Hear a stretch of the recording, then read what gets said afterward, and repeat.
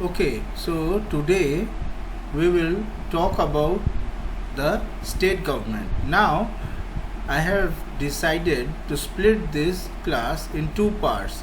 In the first part, we will talk about basics of the state government, its structure, and in the second part, we will talk about the functioning.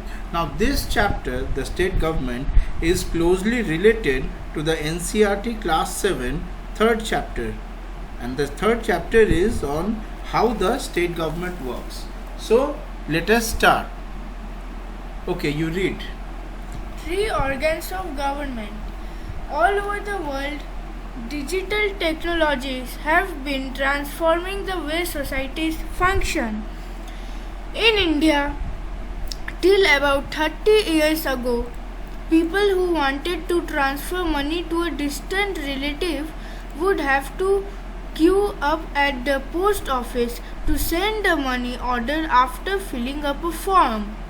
Or if they had to send a payment to some business, they would queue up at their bank to obtain a demand draft, which would then have to be sent by post. You have probably never heard these terms.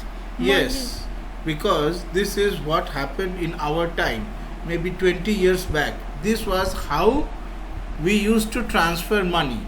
Okay, and why don't you do so? Because today we have digital means of sending across money instantly. Okay, continue. However, this has also created a new class of criminals who, without even leaving their desks, find digital ways of stealing people's money. This has led many governments to pass new laws in order to fight such criminal activities called cybercrime. Some of those criminals who believe in robbing innocent people of their hard-earned money instead of using their skills to contribute to the society Have been arrested and convicted in court. They are usually fined as well as jailed for some years.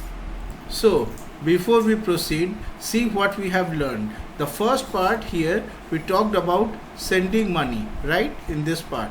Next, we talked about what are the challenges in sending money. So, we talked about criminals who try to steal people's money. And to catch those criminals, the government has to pass new laws. And this is a part of cybercrime, right? So, government has passed laws to curb the cybercrime. And see, after what we have learnt about that they are even arrested and convicted in the court. Okay, and sometimes they are even jailed for some years. Now continue. Through this example, we can see how the three branches or organs of a government work together. Number one, This means that the government, it has got three very important organs through which it works and takes care of its citizens. The first is legislature, second is executive, and the third is judiciary. Now continue. The legislature is the organ that makes new laws or legislatures. Sometimes it also updates or removes existing laws. This is done by an assembly of representatives of the people. We will soon see how the Indian system works. Okay, so legislature basically it makes new laws. This is the task. The task of the legislature part of the government is to make new laws or legislates. Next, executive. The executive is the organ that implements or executes the laws. So this is about implementing. First, creation of the law. Next, implementation of the law. Okay, read. This includes the head of state, who may be a president, a prime minister, or a chief minister. the ministers and any agency responsible for enforcing law and order. In our example above, that agency is the cyber police. Okay, now let us talk about the third organ, judiciary. The judiciary is the system of courts which decides whether someone has broken the law and, if so, what course of action should be taken, including punishment if necessary. Okay, so you see, one organ of the government makes laws, another one implements, and the third one decides if someone has broken the law, and so if punishment should be given. Sometimes it also examines whether a decision taken by the executive is right or whether the law passed by the legislature is well conceived and fair to all citizens. Okay, now in any good system of governance, these three organs must be kept separate so that there is no interference between them, although they will interact with each other and work together. This separation is called the separation of powers. See, for example, here the legislature, judiciary, executive, this is government. Governance is regarding the three organs, keeping them together, but they will work with each other. Okay? It is intended to provide a system of checks and balances. This means that each organ of the government can check what the other is doing and restore balance if one organ acts beyond its expected role. Okay, so this is regarding the separation of powers. This is important if we want to learn about how the state government works. Okay, so basically we have talked about legislature. It is that organ of the government, let us again revise, which is primarily concerned with making laws. For making laws, most of the states of the world have two houses of legislatures. This is also called bicameral legislature, and a few states has one house of legislature, which is known as unicameral legislature. Now read from here. Some of the common functions of legislature are given below. Lawmaking is the prime function of legislature. Legislature has power to accept a bill or reject a bill or modify a bill. Next. Legislature exercises control over executive. In a parliamentary form of government, the executive is accountable to the legislature and government survives on the confidence of the legislature. Okay, so legislature is very important. This is what we are talking about. Next. Legislature performs semi-judicial functions in some countries.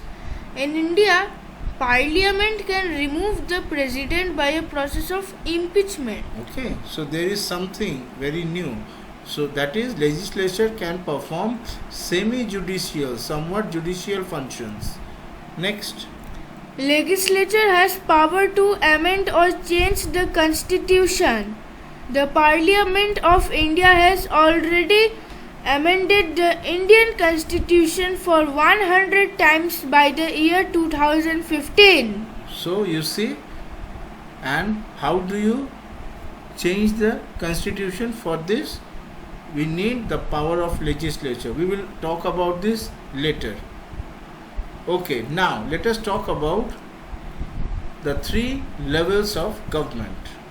Continue. 3 levels of government.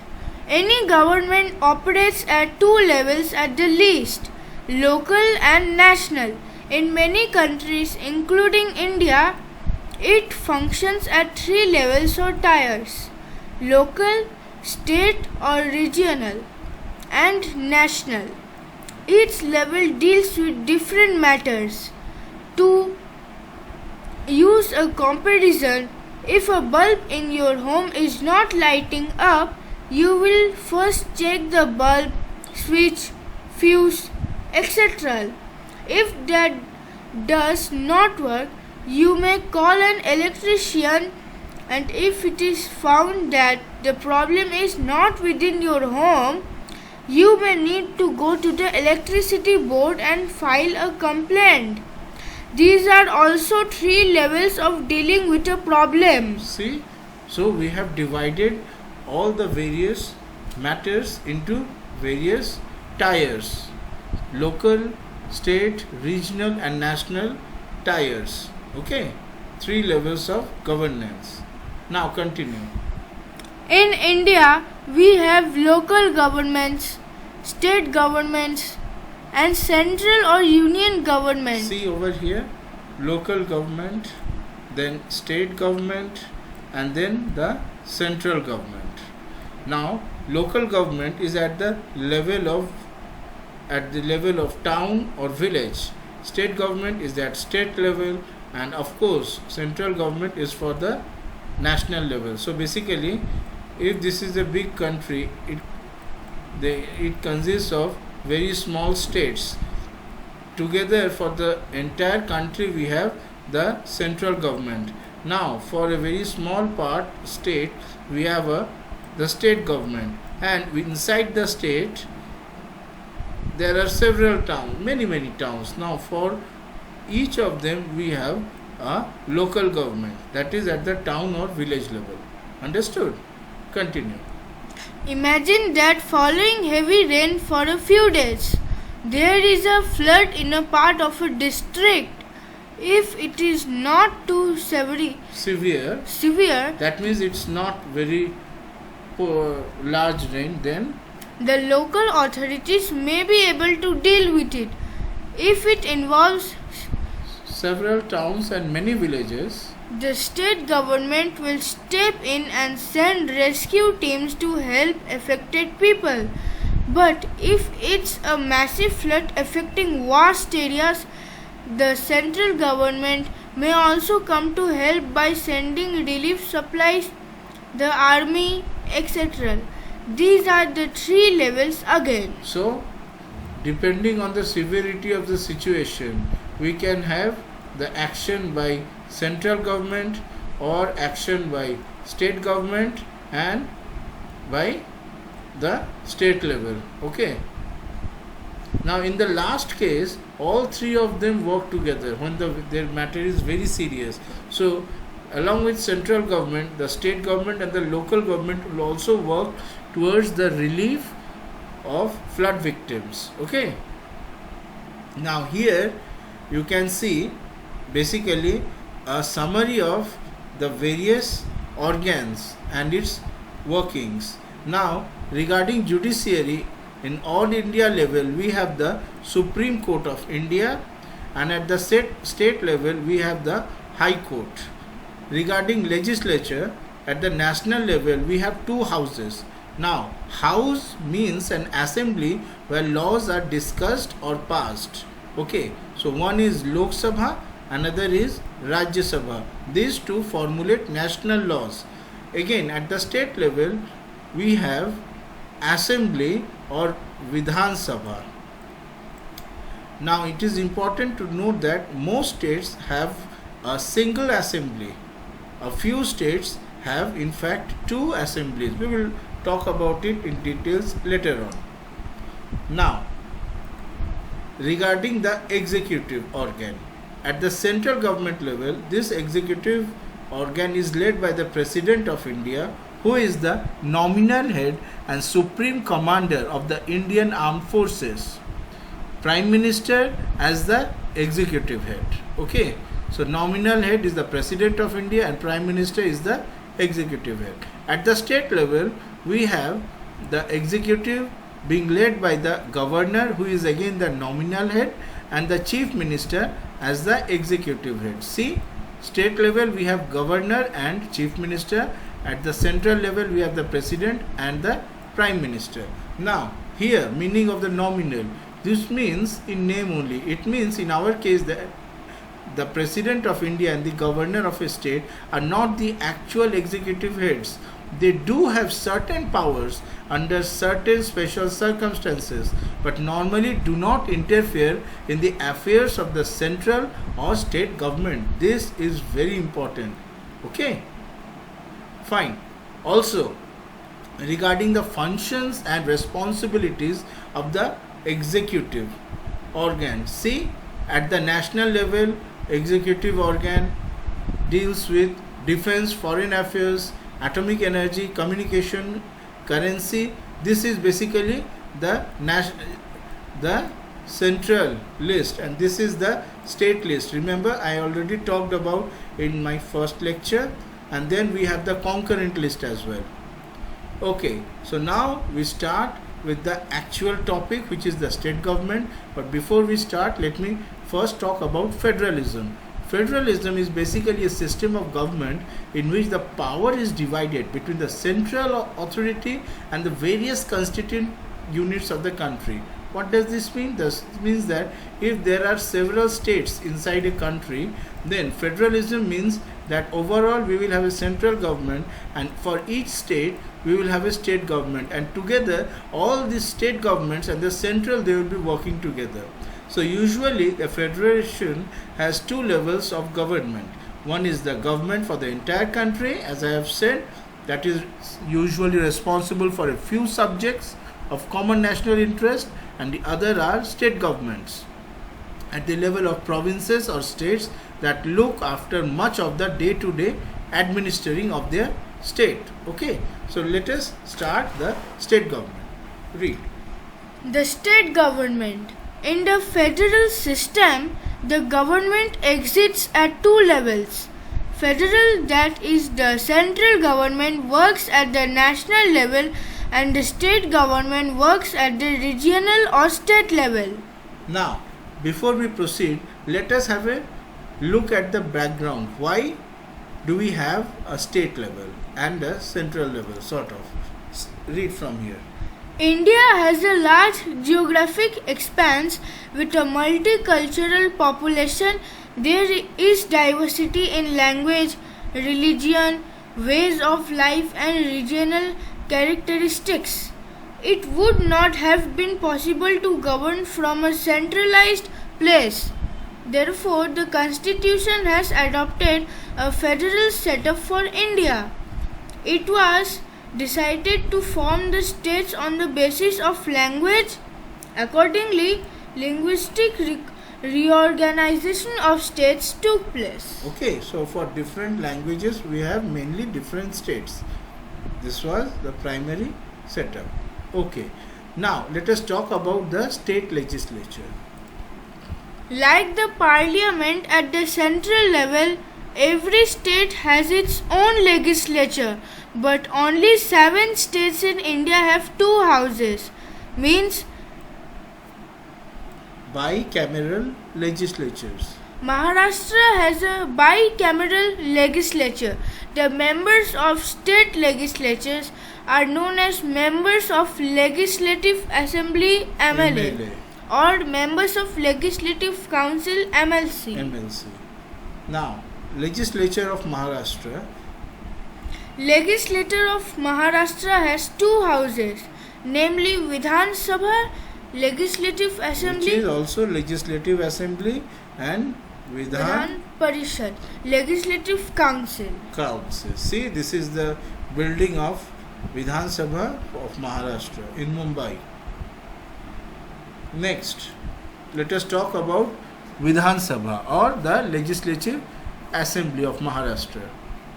This is the first house of the Maharashtra legislature and comprises of 288 members. In case there is inadequate representation of the Anglo-Indian community, the governor nominates 1 member from this community in the Vidhan Sabha. Some seats are reserved for scheduled castes and scheduled tribes. Maharashtra is divided into territorial constituencies for the purpose of elections. This is the general scenario for each state. 1 member is elected from each of the constituencies. tenure of Vidhan Sabha is 5 years. However, in exceptional circumstances, elections can be held before the completion of 5 years.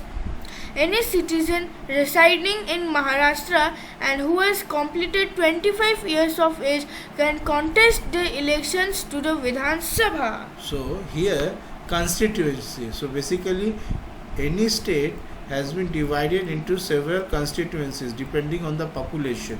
For each constituency we have one member representation in the Vidhan Sabha. Okay. So similarly Vidhan Sabha represents entire constituency. Basically there are one person each from each constituency. Understand? So this is what we mean by people's representation. The whole, say for example there are 1 crore people living in Maharashtra. They cannot come together and make laws or discuss about them. So we have decided the entire state into several constituencies.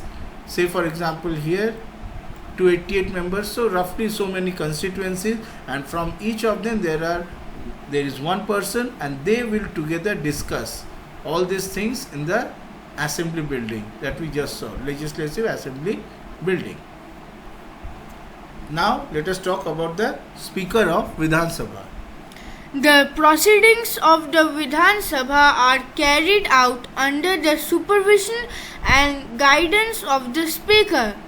The elected members of the newly constituted Vidhan Sabha elect the speaker and deputy speaker of the Vidhan Sabha from amongst themselves. The speaker has many responsibilities which range from the power to prepare the order of business to carry out the proceedings of the House in a disciplined manner, or to suspend members for misbehavior or misconduct. This is also important. In absence of the speaker, the responsibility is taken over by the deputy speaker. Now Maharashtra's legislature conducts minimum 3 sessions in a year. The budget session and the monsoon session is conducted in Mumbai, while the winter session is conducted in Nagpur. This may be different for different states. Okay, so now after Vidhan Sabha, let us talk about Vidhan Parishad or the Legislative Council. It is the second house of the Maharashtra legislature and members are indirectly elected from various sections of society. There are 78 members in the Vidhan Parishad of Maharashtra. Of these, some members who are distinguished personalities from the fields of literature, science and social service are nominated by the governor. Remaining representatives are elected by the members of Vidhan Sabha, local government institutions, teacher constituencies and graduate constituencies. Okay, now you see the Vidhan Parishad is never fully dissolved. A specific number of members retire every 2 years and these vacant seats are filled again by conducting fresh elections for those seats. The proceedings of the Vidhan Parishad are conducted under the control and guidance of the chairman, and again in the absence of the chairman, the deputy chairman takes over the responsibility. Okay, so let us now talk about the executive of Maharashtra. The governor, chief minister and the council of ministers together form the executive of Maharashtra. Okay, let us first talk about the number 1, which is governor. The president is a nominal head at the center, while the governor is the nominal head at the state level. Governor is appointed by the president and holds the office during the pleasure of the president. The governor also enjoys certain legislative powers. For example, the bills passed by the Vidhan Sabha and Vidhan Parishad are converted into laws only after receiving the assent of the governor. The governor has the right to summon the session of the state legislature. When the legislature is not in session but the need arises to make the law, then the governor can issue an ordinance for the same. Okay, now these are quite technical words and you will learn about it in higher classes. Okay, next let us talk about the leader of the state. Just as the Prime Minister leads the country, the Chief Minister leads the state. The Chief Minister has to make new policies by taking note of problems and concerns of people and work towards the welfare of the people of the state. The people look at the Chief Minister as a problem solver. The Chief Minister intervenes in issues facing the state and comforts the people. So, Chief Minister is the face of the people in a way. Next, let us talk about the Chief Minister as well as its supporting Council of Ministers. The leader of the majority party in Legislative Assembly becomes the Chief Minister. The Chief Minister includes his or her trustworthy colleagues in the Council of Ministers. Just a second. So suppose there is an election, okay, and suppose for the election there are 3 parties. Now out of them this party gets a majority. So this means that there is a sort of majority by this party only. Okay, then in this majority the leader is the Chief Minister. And how does this work system? How does it work? You see, the Chief Minister includes his or her trustworthy colleagues in the Council of Ministers. So they are selected from this majority, okay, who have won the election. Like the Prime Minister, who is the executive head of the Union, the Chief Minister is the head of the state executive. The government of the state is run in the name of the governor, but in reality, the administration is carried out by the Chief Minister. Okay, so nominal head and actual executive head. Now, let us briefly talk about the functions of the Chief Minister. Number 1, creation of the State Council. After providing the majority, Proving first after the elections, see, this party has to prove its majority, okay, in the floor. After proving the majority, the Chief Minister forms his or her Council of Ministers. This is a challenging task because in order to make the Council more representative, various regions and social groups. Okay, so here let us talk about the various social group. You see, actually there is the general, then we have SC, then ST, next we have OBC and so on. Okay, also we have women and minorities as well. So these have to be accommodated. Now continue. If no party secures a clear majority, different parties can come together to form the government. And this government is known as coalition government. Okay. In such case, the Chief Minister has to perform the difficult task of giving a place to all the constituent parties in the alliance. Okay. So this is what I was telling. So in case of no majority, we will have a coalition government here, and then the task of Chief Minister becomes very much challenging because he have to listen to all the parties. If there is a clear majority, then there is not much issue, but in case of a coalition government, all of them run the government, they are participating in this, and then all of them run the government together. See, so in this case the leader is chosen from one of them and he has to consider the talks, he has to consider the beliefs, the views of the other parties as well. So coalition governments is very challenging. Fine. Now distribution of portfolios. Continue. After the formation of the Council of Ministers, the Chief Minister has to distribute portfolios among the ministers. While distributing portfolios, he or she has to consider the political experience, administrative skills, awareness of public opinion, leadership, qualities, etc. Okay, so basically after the formation of the council ministers, you see, let me show you an example. So this is the example for the government of West Bengal. The chief minister is Mamata Banerjee.